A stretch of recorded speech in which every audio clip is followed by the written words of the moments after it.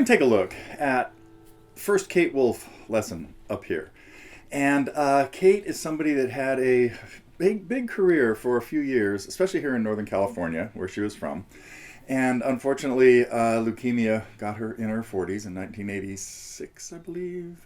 And but she's a well-known songwriter, and people just love playing her songs. And I've had some requests from students over the last couple of months to finally get some songs of hers up. And this is one I worked on with one of my students, and finally thought, this would be a great place to start. It's not one of her most popular songs, but it is one of her.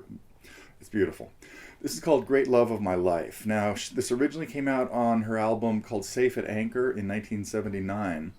And that version was all piano. And actually, that's the only one I listened to when I was working with my student on it. And shortly after that, I checked out like a live version that came out more recently. Just in 2018, they released a pack of, or a set of, I think, 20 of her songs. Called Live in Mendocino, which was culled from lots of. She played in Mendocino a lot, and so it was from different shows. And this was put together by her longtime collaborator and guitar player, Nina Gerber, who was another Northern California lady who was I was going to say girl, but that's kind of like condescending because anyway. So and really they played together pretty much until Kate died, I think. And Nina added a lot of, and in the particular one that we're going to be talking about, she added a nice little lead from this live album called Live in Mendocino again. We hear I think it really is just the two of them. We don't really hear much else, I don't think. Could have been a bass in there, but anyway. But Kate's style of playing is very simple arpeggio finger picking. And so that's what we're really just going to look at here, is a way to get through the chord progression and keep what's generally what I call a 3-3-2 pattern throughout most of it, which means you're playing a steady flow of eighth notes, but a thumb on the first beat followed by 2/8, two fingers. Then another thumb on the fourth eighth note, followed by two fingers. Then another thumb on the seventh eighth note. So that on a G chord is this: thumb, index, middle. Then thumb moves to the fourth string, and then the index and middle fingers again on the second and third strings, and then hits the fourth string again. So this pattern is a really, really important pattern for anybody that is working on finger picking or accompaniment styles. Here's what it sounds like a little, well, without the narration.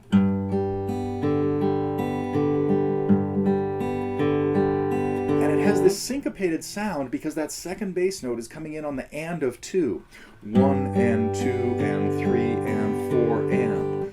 1 and 2 and 3 and 4 and. So the second bass note is a dotted quarter note into the measure, meaning 3/8 in. And then it's actually a dotted quarter note again, which puts our last bass note on beat 4, and then we're really just filling in the two other strings, the third string and the second string, with your index and middle fingers on following each bass note.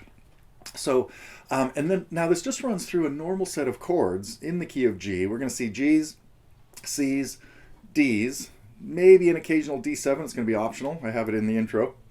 And the two main minor chords, A minor, which would be chord 2, and E minor. So it's a really basic chord progression, and we're really just going to work our way. I tabbed out the intro pretty much the way she did it on the live album, because again, on the studio album, it's just piano. We hear no guitar. But and then she does kind of break into strumming as it goes on. Now the song has 6 verses, so it's quite long, and she typically played it, well, at least between the two versions I was able to track down, with 2 solos in there. Every 2 verses, after each second verse, would throw in a solo. And so in this live version, it's really nice. You hear Nina play some nice stuff in the key of G.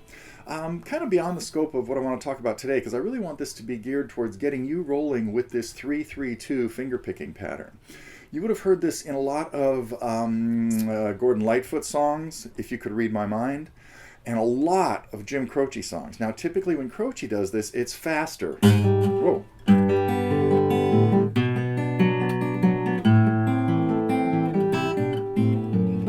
So, this is a great place to start. He does it in Photographs and Memories, and anyway, so one of Croce's favorite patterns too. So if you're interested in checking out Jim Croce songs or Gordon Lightfoot songs, really encourage you, or especially If You Could Read My Mind. I can't remember. I think the rest of the lessons I have on Gordon's are more strumming songs. But anyway, really, really important pattern to get down.